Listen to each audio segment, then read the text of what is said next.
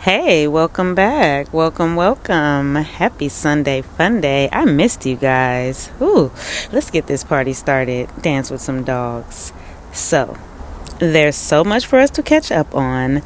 First, let's get into some of the drama. I know that's what you're here for. Don't worry, we're going to cover the good stuff too. Now, let's get this party started. A shout out to you guys, starting off with a little Reddit read. This is from user Emberton 2014. Any Boone experts know if this is true? Boone Redlick influence? Was watching Dave's Lemonade's video on Danielle Redlick, and a commenter on the vid confidently stated that Sarah was incarcerated with Danielle Redlick. Danielle, and it was the latter's story that created Sarah's fixation on the BSS defense, and therefore shaped the whole Sarah saga in a bunch of ways. A user says they were both in Orange County Jail at the same time. Edit. Danielle Redlick and Sarah Boone were both held at Orange County Jail in Florida, but it is not confirmed if they were in jail at the exact same time. In today's episode, futuristically, we are definitely going behind the walls at Lowell to see just who Sarah's bunkies and dorm mates are. For now, give a big shout out to Human Tooth on Reddit. If you guys aren't over there, hang out. There's a lot of stuff. You can see the calls, the journals.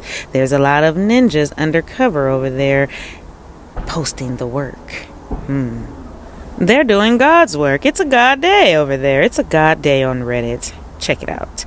Human Tooth says, Happy New Year, everyone. Did you catch any of last night's live streams? Awesome collabs.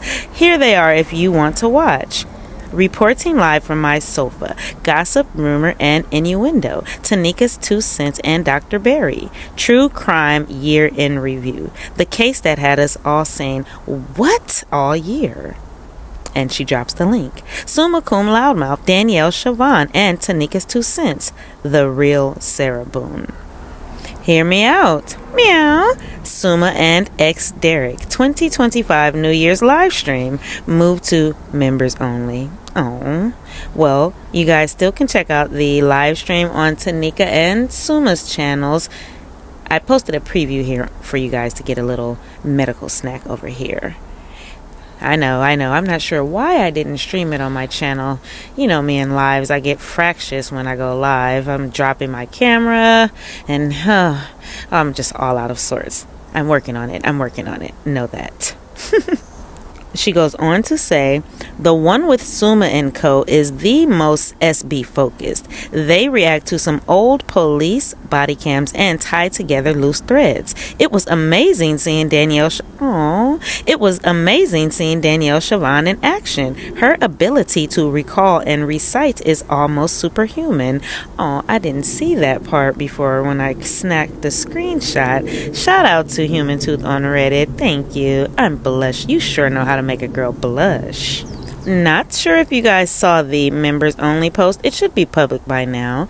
By the time you're hearing this message, I did a thing, you guys. I started reading some killer psychological thrillers, some killer confessions. They're really creepy. I put them on Patreon. You know, that stuff is a little sensitive, so you can hang out over there, dance with the dogs, check out the clip. I might leave one here in the Sunday Funday episode to scare us. Ooh. Futuristically, of course. Now, let's get behind the walls at Lowell.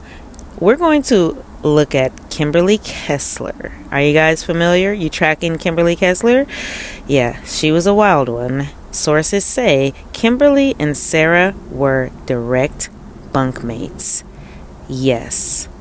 So let's take a look at her case, some of the news reports to see, just get a little familiar with why Kimberly was behind bars. 50-year-old Kimberly Kessler disappeared from Butler, Pennsylvania in 2004.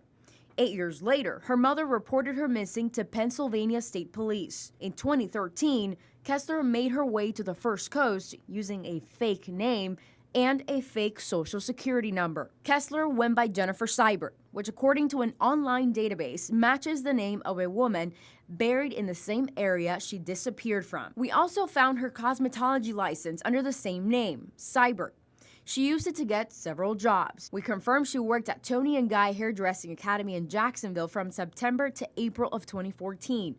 Sometime later, she started working at Sports Clips in Jacksonville and then Great Clips in Yulee. In 2017, she worked at another Great Clips in St. Johns County. According to the owner at Woody's Barbecue in Fernandina Beach, she started working at the restaurant in March of this year and quit after 2 weeks on the job. Around the same time, she was reportedly working at Tangle's Hair Salon, also in Fernandina Beach, until earlier this month. During her time in Jacksonville, police discovered Kessler's fake identity, and she was wanted by police on grand theft auto charges. Well, last week, the St. Johns County Sheriff's Office arrested her, and she was booked into the Nassau County Jail May 19th. And on Tuesday, she was named a suspect in her co-worker's disappearance, 34-year-old Jolene Cummings. Surveillance video showed Kessler dumping Cummings' Ford Expedition at a nearby Home Depot the same day she went missing. Now, there's a growing memorial for the woman police believe to be dead. The hair salon remains closed, and the owners released this statement saying in part, quote, "Jolene was like a daughter to us, and we are heartbroken over this. We ask that everyone would respect the privacy of her family and of our family during this time."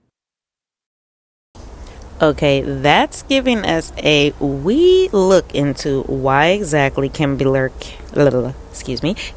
Kessler, tongue twister, was incarcerated and now is a roommate of Sarah's, right? Let's get into what she's doing behind the walls. Poor Sarah. Is this her roommate? Oh, the debutantes are dancing with the BITCHs.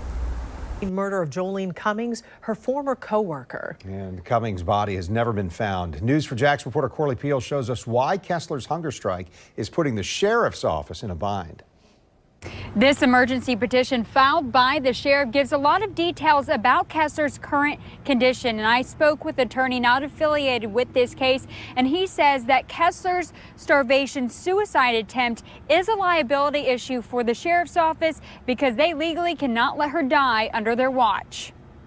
An array of mugshots show how Kimberly Kessler's health has declined over the past 2 years. This is her first mugshot in 2018, where she weighs nearly 200 pounds. Her most recent mugshot in March shows Kessler's significant weight loss. She now weighs 89 pounds, according to officials. Sheriff Bo Leeper filed an emergency petition saying Kessler is starving herself to death, and the medical staff at the jail doesn't have the resources to force feed her. I spoke with attorney Gene Nichols, who is not affiliated with this case. Does Kessler have the right to refuse to eat? Yes, she has rights, but the state of Florida, the county, in this case of Nassau, their rights most likely will trump hers when it comes to a court hearing. Kessler is charged in the murder of mother of three, Jolene Cummings, her former co-worker at the Tangle's Hair Salon. Since a judge found Kessler competent to stand trial in March, the sheriff's office is asking for a precedent-setting ruling from the judge. Dr. Justin D'Arenzo is a forensic psychologist who says Kessler is considered a general hunger striker, which means she could be protesting. Do you think this behavior is competent behavior, that she's aware of what she's doing? Somebody that is decompensating or has mental health issues, it is really difficult for them to sustain a hunger strike like what she's doing. So she's really competent.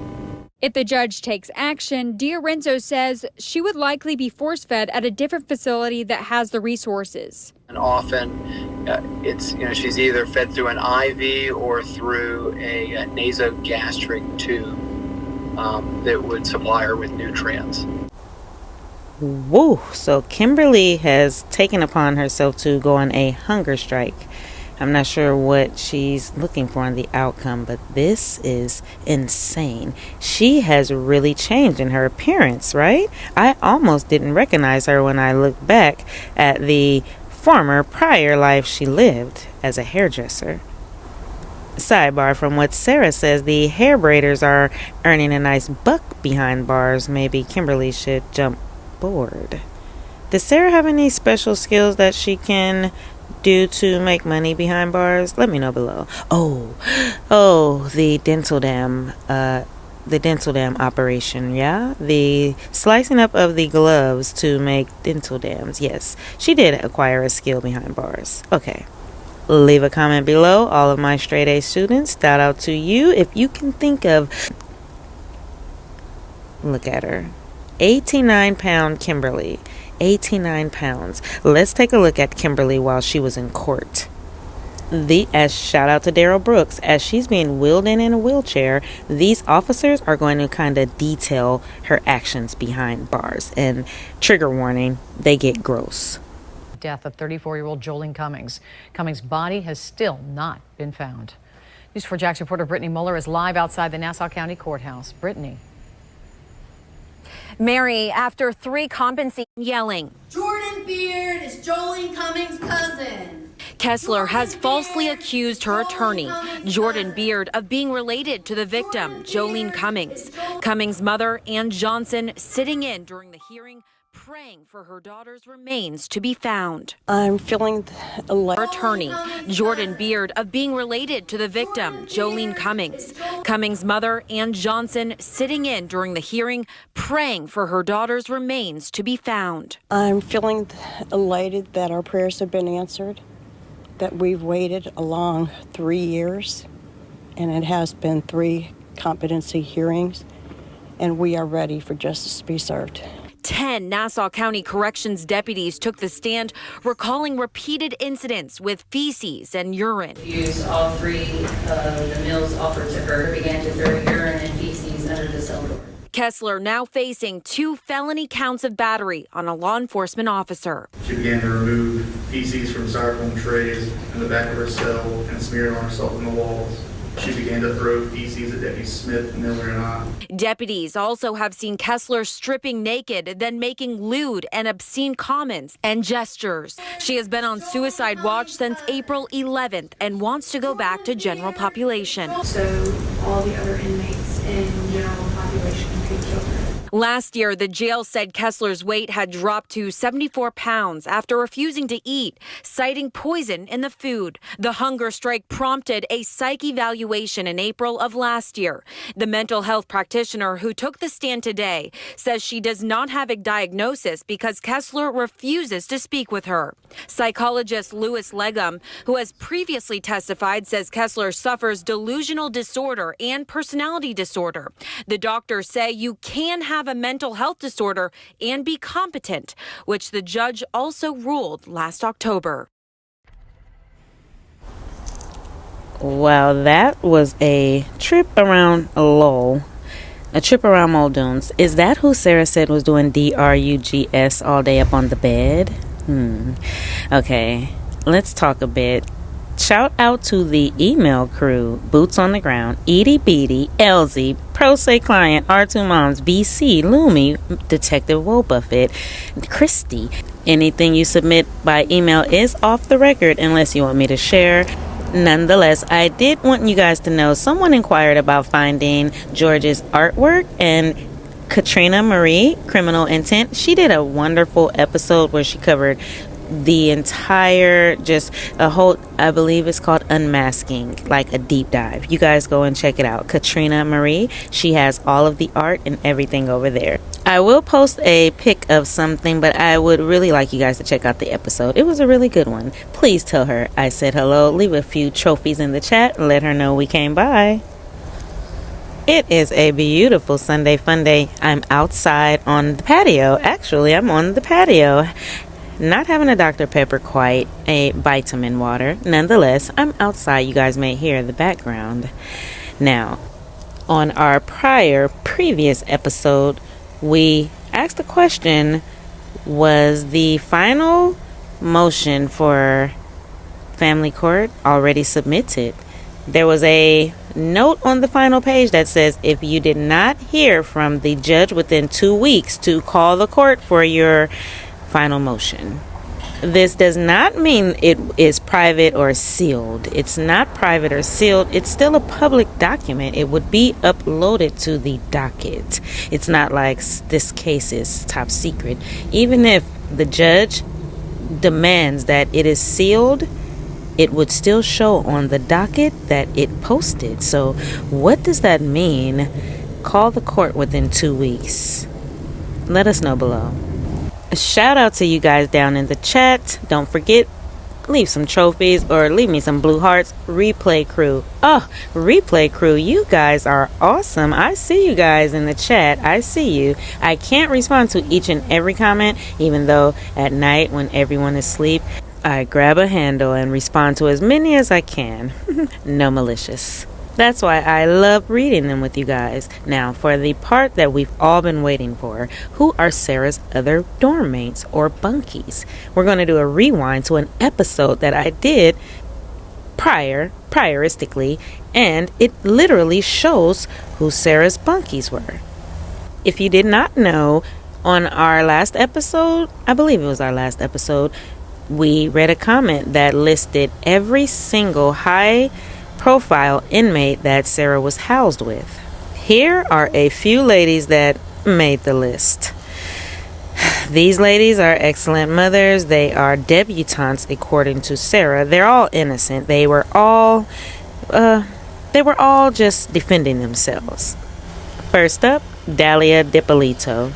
I wonder how Dalia is doing. She put on the worst performance. Let's watch. There's wailing, hysteria. But are those tears as fake as the crime scene? Staged by police, but filmed by cops, literally, the TV show.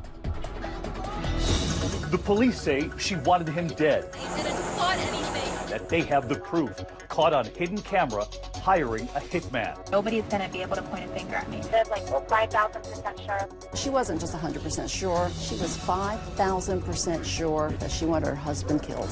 But Dalia says the only reality was getting herself and her husband on reality TV. If they could do it, there's no reason why we can't do it. They wanted to submit that, post it on YouTube to try to get acting parts. So the goal here was to be famous? She got what she wanted. Work it, work it. The outrageous story made national headlines. Okay, what sticks out from Dalia's case that I remember is the guy that she was trying to take out. He was married. He left his family for her. When she was like a dancer, an entertainer, former dancer, she went and would play drugs under his steering wheel in his car in the column by the tires, and then tip the police off and say like, hey, this guy is trafficking. So he would get pulled over multiple times. She would try to set him up so many times until it didn't work, and she just decided to pay someone to take his life. Now, it didn't work because, of course, it was the police and it was a whole sting operation. I think she even looked directly into the camera in the car, like in the back seat. I love how when she got busted, the cops set up this whole sting. She started crying and she wanted to bury her head into their chest and cry, and they were like pushing her away. They all were in on it. They knew. So she ended up saying it was a pilot for a reality show, and she didn't really want her husband to be executed. She was just working on a reality show that no one knew about. That was a very wild ride. Dalia DiPolito. She's with Sarah. Let's go. Who's next? Reject. Katie McBanoa. Charlie Adelson's former dental assistant / sugar baby. She holds a special place in my heart because she turned down the sweetheart deal.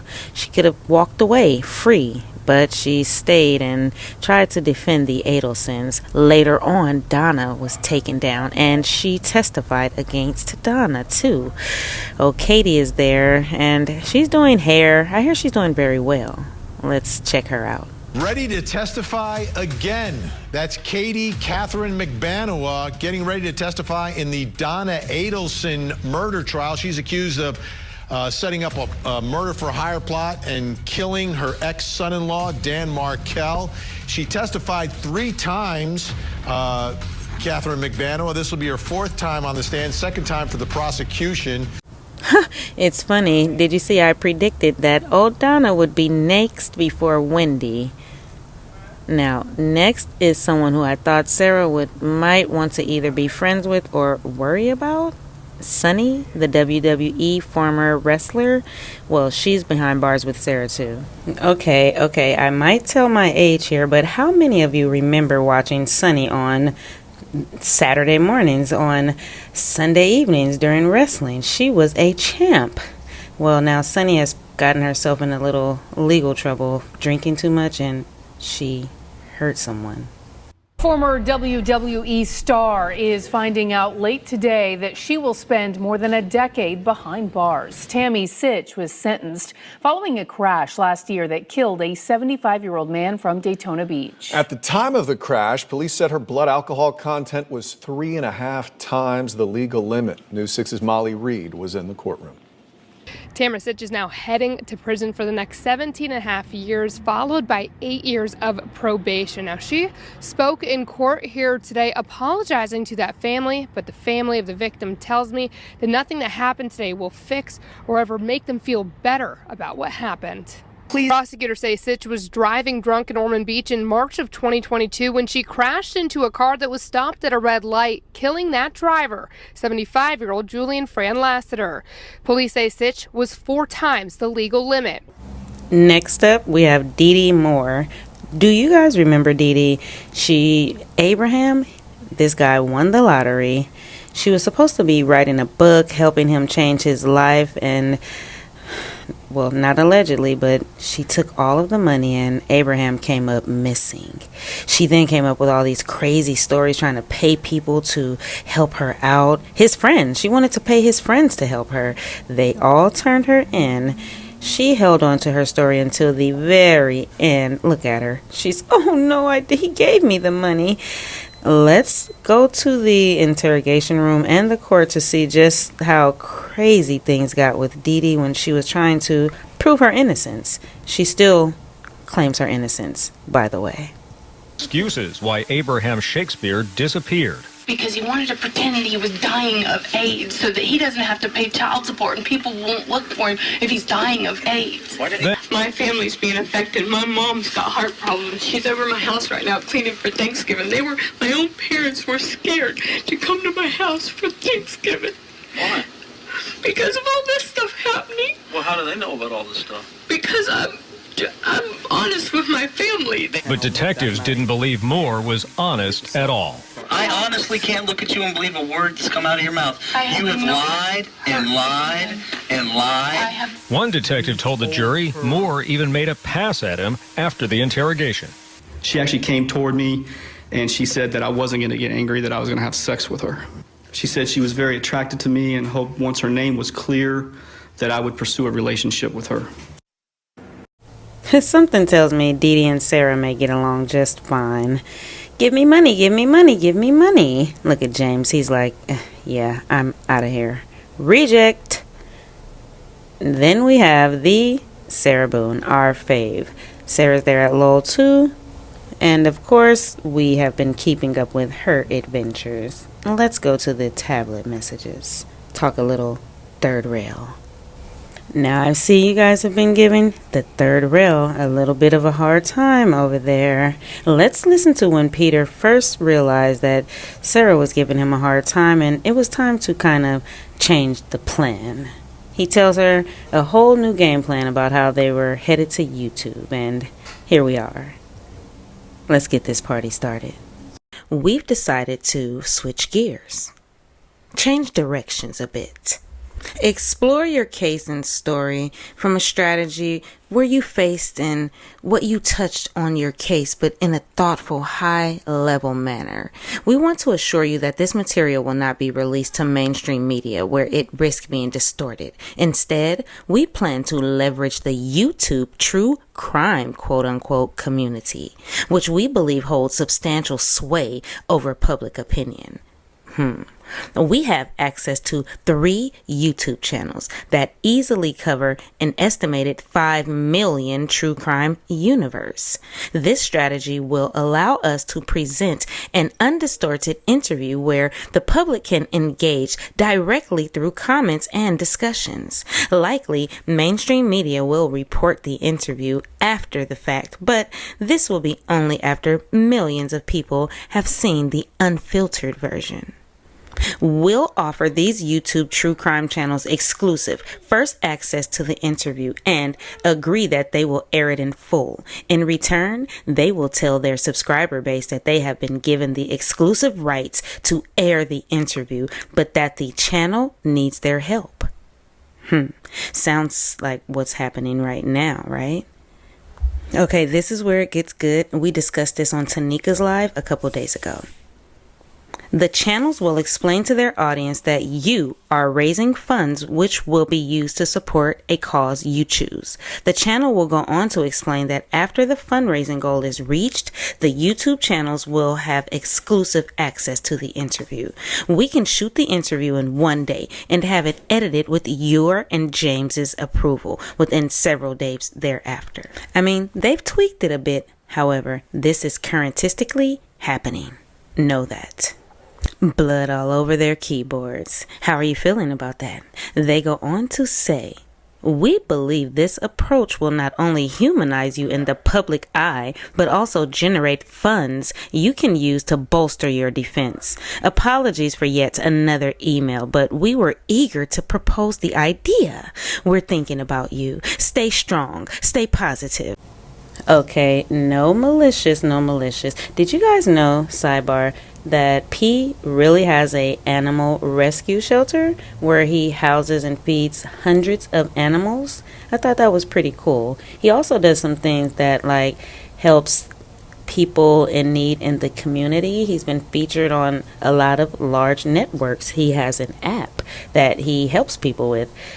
I went behind to the headquarters at Third Rail to discuss with him, where were the calls? Why are the calls no longer online? And he said, Danielle, I'm going to head to my QR department and check that out. Get back to you. Don't worry. So we may get the calls back to YouTube pretty soon. Let's keep a good eye out for it. Now, let's rewind to the sentencing day when old Pete was headed to meet Sarah on the first day.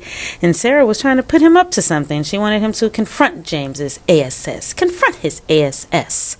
Meet him. I'll tell him to come over and say hello to you. Let's rewind because this was a pretty cool episode. Court pronounces sentence as follows. Ms. Boone, court sentences you to life in the Department of Corrections, with credit time served that Madam Clerk will provide to you momentarily. There are also court costs and costs of prosecution, which Madam Clerk will give you the totals of momentarily. Due to the court levying a life sentence, the court is inclined to liquidate those to a civil judgment unless I hear opposition from the state. No opposition, Your Honor. All right. I love that part. We love that part. Now, when we watched this initially, it had a completely different meaning. Now, as we watch, there will be a gentleman that approaches James and Sarah in a blue plaid shirt. Does it look like the gentleman from Tanika's thumbnail? Watch the corner, and he's going to get shooed off by Officer Pink Cups. Sarah's going to watch him too, like they're waiting for James and he's avoiding them. James is just shuffling papers. James is doing everything to avoid what Sarah is saying. You notice how Sarah keeps looking up at him and he's looking everywhere but at her? And she doesn't want to get up. Officer Pink Cups is like, let's go. Now look, slow motion. He walks in. He gestures to the officer in the corner like, hi. He's not sure if he should be there. And then that officer stops like, hey, get back in the lobby. You have to go back over there, sir. What are you doing here? You see that? He's telling him, now you go back over there. I know James is like, whew, thanks. Now he looks over his shoulder quickly to see if the guy is still there. Officer Pink Cups is saying, yeah, you stand over there, right? So James is just shuffling around. He's ready to go. The officer that he was waving to walks out of the court. But just watch. Now James goes over and shakes someone's hand or grabs a paper. He's saying something to someone, maybe the guy in the blue shirt. What do you think? After hearing the phone call and seeing the call log that she was speaking to a gentleman named Peter the day before sentencing, that she said she wanted to tell James's ASS off and she was going to make sure they met. Look at her. What do you think? Is that the gentleman? So I went over to Tanika's page to see if I can remember the face of the guy she was speaking about from the donkey circus. Let's go. Head over there. Shout out to Tanika, and if you haven't seen this video, it's called Selling Sarah Peter Gunthel Grift. What do you guys think? So the guy with the little black hat on and the guy in the blue shirt, do they look alike? What do you think? And the most important question is, who do you think will win? If he and James, if he were to take James on, who do you have? Because, hey, Sarah's like, I want you to confront his ASS. James is a good old boy from Milton, you know? What do you think? Now, I don't know too much about this guy except that he collects wounded animals and names them after Sarah, does a little gardening, has an affinity for murderous, matronly suitcase killers for entertainment purposes only. No malicious, no malicious. But James, however, he's a good old boy from Milton, former high school athlete, hanging out, well, slumming it, if you will, with the likes of Tony Henderson. I don't know. I think my money may be on old James. Leave a comment below and let me know, who do you have? Who's your money on? James or the guy here in the blue plaid shirt? And why were they going to confront James over the family law case? He had nothing to do with that case, right? Oh, unless everyone had their eyes set on the alimony arrears already. Sarah's like, this little life sentence. Let's finish watching when she was sentenced. Look at this.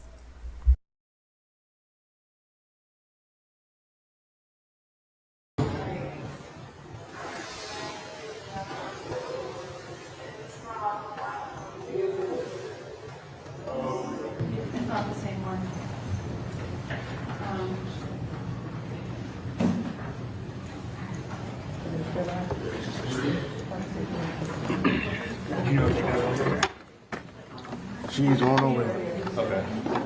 Can you just give me a heads up when they get her here? Yeah, I got you. I gotta go down and see her real quick. All right. Start. Officer Pinkcuffs is ready to go. She's even pulled the chair from Sarah underneath her. But you know she thinks these guys work for her, so she's taking her time and just taking it all in. James is in the back tying up loose ends. According to Lana, after the sentencing, James stopped answering his phone. What do you guys think?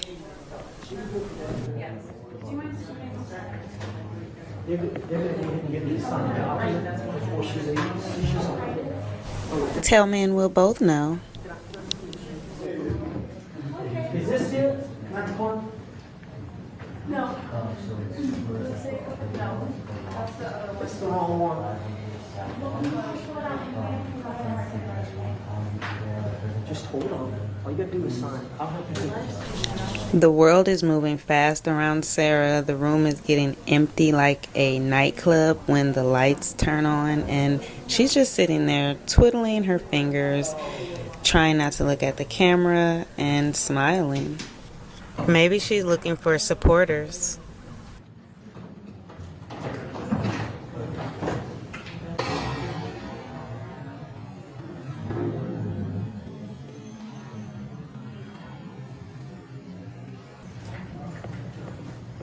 Shout out to the cameraman for that great neck shot. He got her helmet. Onward, Christian soldier. So what are your thoughts now after watching Sarah's sentencing day and hearing the phone call, seeing the call log? What are your thoughts? I can't wait to see below. Shout out to you guys in the chat. The video to me has a completely different meaning after hearing that. Any criminal defense lawyer, public defender, you have plea negotiations.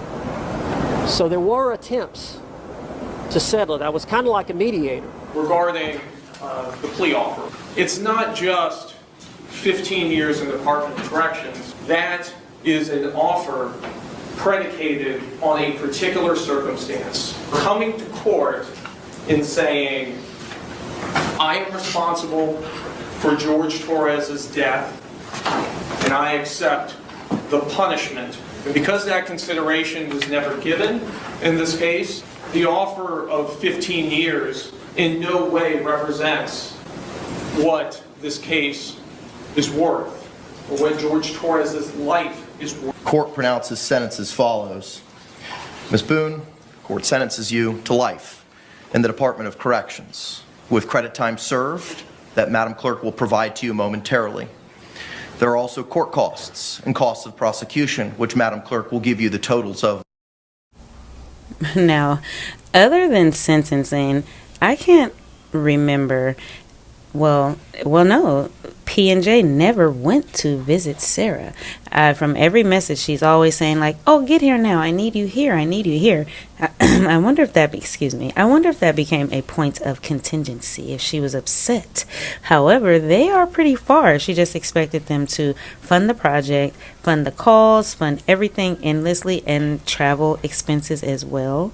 We know, according to Lana, that James Owen spent upwards of $30,000 defending Sarah back from Milton to, Orange County. So, I don't know. Did she really, maybe expected them to come and travel as well? I think the phone would have been sufficient. She was just being a little overzealous, in my opinion. What do you think? It's always funny how she's calling shots. Call me tomorrow morning. I'm going to be sleeping in.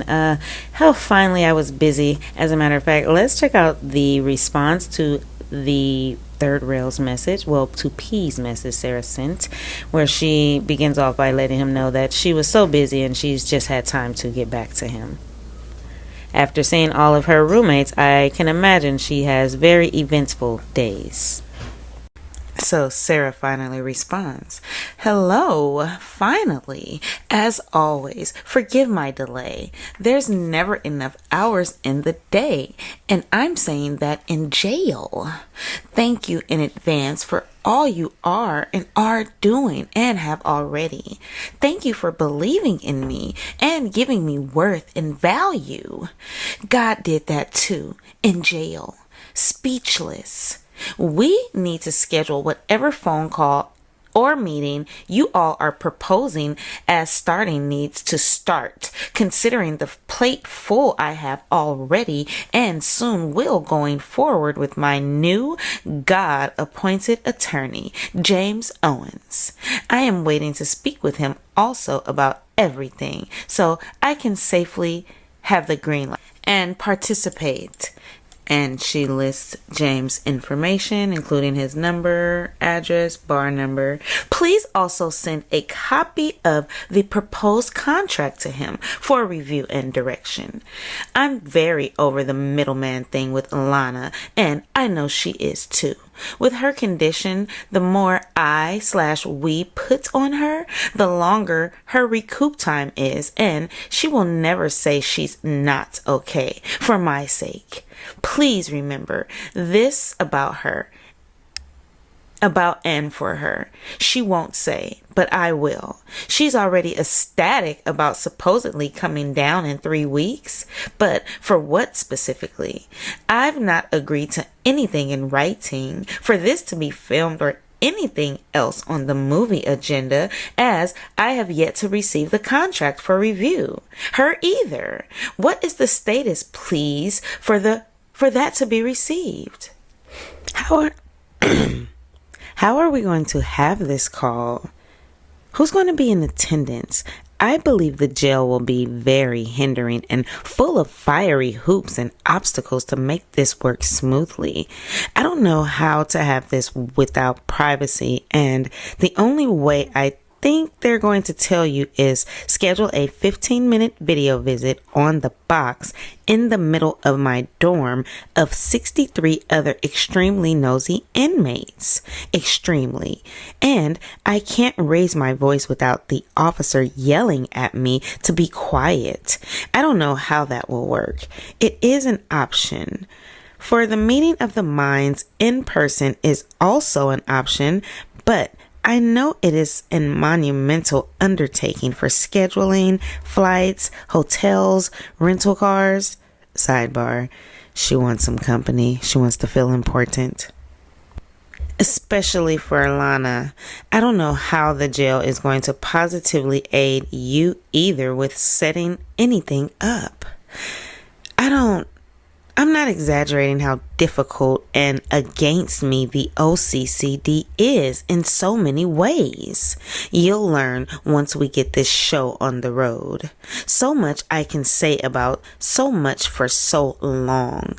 If anything, the contact person in scheduling is Wanda. I have no number, but am told when anyone legal comes to see me, this is who they need to speak to. Also, book the briefing room or classroom. The max time allotted is 4 hours. So if you want this time, even if you don't think we'll consume, reserve anyway. Good luck. What do you suggest? Family law.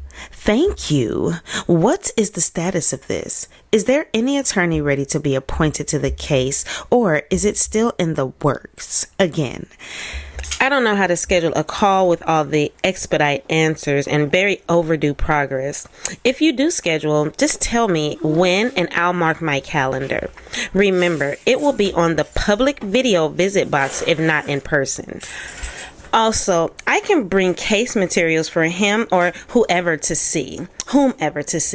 I am confused how anyone is able to, quote, review this case as it is non-public. I can't even have someone look up for me on the outside. So in the dark. The best way, too, for their understanding would be for me to verbally explain and show my proof of accusations. Sidebar, and that's exactly what's going on right now. Her 77-page life story / journal is just a bunch of her proof, documentation, and accusations. Now, shout out to you guys down in the chat. This is what makes me believe Sarah was dangling the finances in everyone's faces. There's so much to be won and completed, but as said, I've had to sacrifice this case and my son to focus on the, quote, criminal case. This is extremely overdue and important to me nonetheless. What is owed from me to acquire this family law attorney and all services included unto its completion with this attorney? What do you suggest? Film commitment. Okay, now we're getting into the thick of it. Film commitment. My understanding is you want my life story, quotes, unquote. Why? I don't care what other people think of me, so why do they need to know of my uneventful childhood? I honestly do not want to divulge my family information and don't know how it is relevant to the trial aspect and case injustice. And that's capitalized. Case injustice. You are wanting to convey in my fight with all of it, which was what originally caught your eye with me. So she thinks. She doesn't know why they reached out to her. I don't feel comfortable giving anyone permission to pry any more than what has been already by the vultures of social media. Organized crime, that is, social media. Court TV, etc. Generality is agreed upon, but I am not going to add fuel to anyone's hate fire already ignorantly burning or place a safety risk on the remaining family I do have. His whole family hates me. That doesn't matter. Yes, it does. We can discuss more in person or on call. List of people. Sidebar.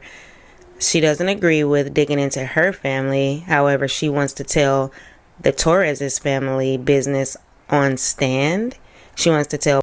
Oh, we are reading Serial Killer Confessions, Old and New. We started with a little trailer of A Telltale Heart and The Black Cat. Shout out to Summa Cum Loudmouth. I was speaking to her and the girls. Hey, Classy. Hey, Tanika. And I said, I'm reading Edgar Allan Poe. Summa said, oh, that's a good way to soothe the spirit. She's so funny. Summa gets all of my hypes. Okay, so the Haunted File Vault is just like a unfiltered, cozy, late night style true crime talk where we're sitting on the couch together eating ice cream like Alana and Sarah. Behind the scenes thoughts of just creepy killer stuff that we probably can't share. That's not on YouTube. So just working on ways to keep you guys entertained while I am home with the little human and have this extra time I have been enjoying. They say moms are the best couch detectives. We have been investigating for years to our children. Husbands too. No malicious, no malicious. So thank you to my certified straight A students who've already found me and joined the Patreon. Switching gears, sidebar, I found this police report from Sarah's brother and an incident he had with the minor female. I wanted to read you an excerpt. The officer writes in the report, Tyler Paulsen, Sarah's brother, had handed me his ID upon request. I asked him if he knew the minor, and he said that he does know her. He knows her because she comes and hangs out. She comes over to get advice from him. He said he offers her and the other neighborhood children drinks when they come over for his advice. I then asked him if she was inside, and he said she shouldn't be. I told him I know that she shouldn't be, but is she? He then said, I don't think she is.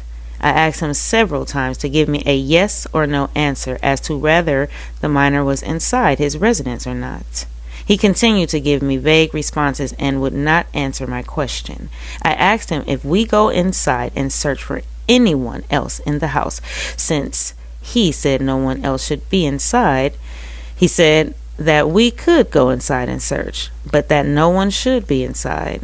I asked him again if the minor was inside, and he continued to avoid giving a yes or no response.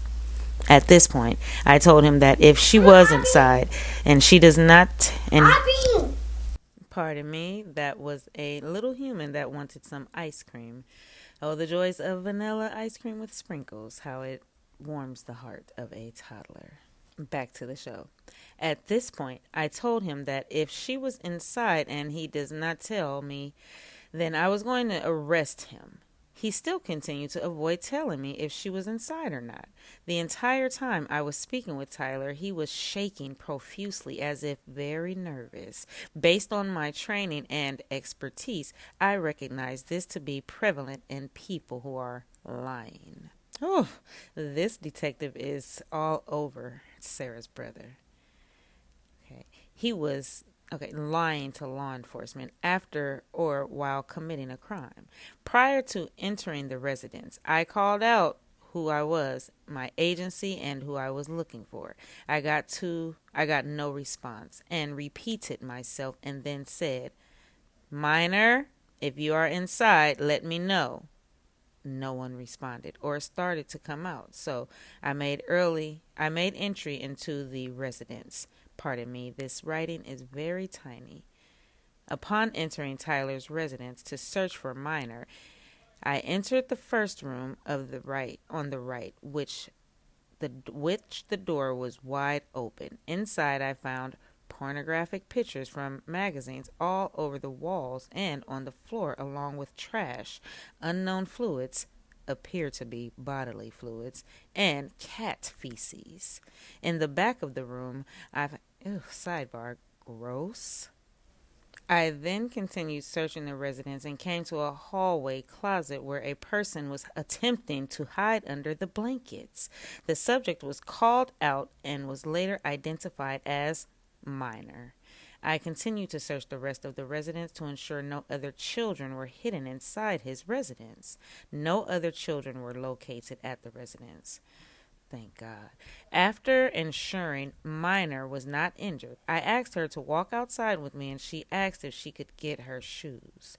She looked for her shoes, and after a moment of not locating them, she said, "He must have moved them." I asked who was she referring to, and she said, "Tyler." After getting outside, I asked Minor why was she at Tyler's home, and she said that she had come to his place at 1600 hours on this day just to talk to him, and insisted that they did not have sex, even though I had not asked. She said that they were talking on the porch when she saw blank driving up. She then ran inside and asked Tyler to hide, and he agreed. She got inside a closet, and he put blankets on her. I asked her if she had been inside his home before. She said that she had been inside several times. I never said anything about the bathroom being in the room. She then said, "Oh," I asked her. I'm sorry, I must have skipped a line. I asked her if she had been in the room to the right when you first walked in. She said, "I don't know about the bathroom." I then told her that I never said anything about the bathroom being in the room. Then she said, "Oh." I asked her what she knows about the room, and she said that she had been in the room before with Tyler, and he told her what he does in the bathroom. I asked her to explain what that meant, and she said that when she saw the pornographic photos, he said he was trying to stop his addiction to pornography. I asked her if she had sex or had done any acts with him in front of Tyler, and she said no. Oh, she's saying, or in front of Tyler, and she said no. So the minor and her parent both gave sworn statements, and the report cuts off there. Oh, that would be an arrest report from Sarah's brother, not the one in the military. That would be the one who has legal troubles like her, who stood in front of Judge Cranick before. He was recently arrested as well. So what do you think about that? Leave a comment below. That's the one I believe Sarah said, like, "Oh, she lied about her age. If I see her, I would punch her." Yeah. The same as when she said, "Oh, if I saw Brian, what I would do to him." Nonetheless, when she's on the phone with P, she's like, "Oh, help me. Oh my God, help me. Bible, Bible, Bible." Shout out to you guys down in the chat. Don't forget to leave your blue hearts and your trophies. Boots on the ground, Edie Beatty, LZ, Pro Se Client, RN, VC, Lumi, Detective, all of you certified straight A students, so many of you. We have been very busy, haven't we? You guys, some of you have met me over on Facebook. Some of you have met me over on the Patreon. Shout out to you. Some of you have met me over on the backup channel. Ooh. Speaking of the backup channel, let's take a listen to the third rail, to the latest call. We'll just listen to a snippet. If you want to hear the whole call, head over to the backup channel, please. Thank you, Your Honor, and listen there. We had a great preview last night. Shout out to everybody who joined that premiere and got their wrenches. The first people to the premiere got their wrenches. Thank you, my straight A students. So compass mentis you are. Oh, before we do that, a little housekeeping. Shout out to the email crew. Some of you were reaching out to me regarding the killer episodes, Suitcase Killer, Sarah's episode. You can key it in right here on YouTube. Just put in killer episodes. It's on the A&E network. Her episode is number 9. It's really good. You'll see Chelsea and Scott, the maintenance man from Philadelphia that knew George previous, and a lot of behind the scenes stuff that we haven't seen on body cams and everything. Oh, shout out to Christy. Hey, Christy.